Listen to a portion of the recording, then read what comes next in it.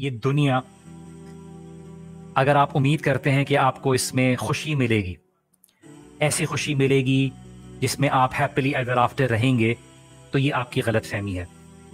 یہ دنیا ڈیزائن ہی ایسے ہوئی ہے، اس کو بنایا ہی ایسے گیا ہے کہ اس نے آپ کا دل توڑنا ہے، اور آپ میں سے اور ہم میں سے کوئی بھی ایسا شخص نہیں ہے جس کا دل نہ ٹوٹا ہو، اور روز ہمیں مایوسی کا سامنا کرنا پڑتا ہے۔ میں آپ کو شروع میں یہ ایڈوائز کر دیتا ہوں کہ کبھی بھی اپنے آپ کو ورتھ لیس نہ سمجھیے، اپنے آپ کو بے معنی نہ سمجھیے۔ کیسے آپ اپنے آپ کو ورتھ لیس سمجھتے ہیں؟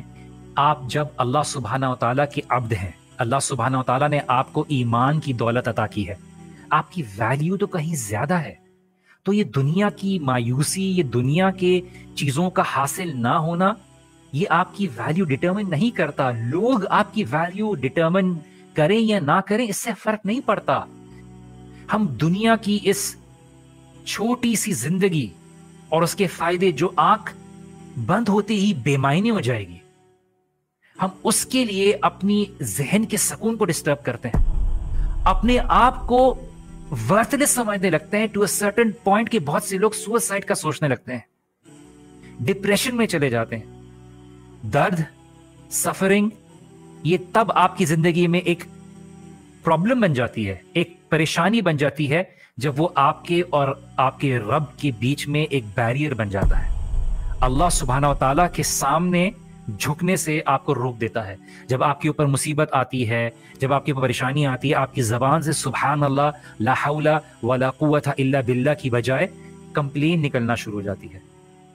اور جب آپ ان سارے مسائل کے ذریعے اللہ سبحانہ و تعالیٰ سے قریب ہو جاتے ہو، تو آپ کو اللہ سبحانہ و تعالیٰ کی اس قربت کے ساتھ ہر چیزیں بے معنی لگنے لگتی ہیں۔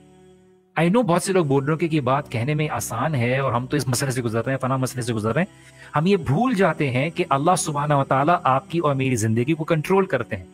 آپ کی اور میری زندگی میں یہ معاملات ہیپ ہیزرڈ نہیں ہو رہے۔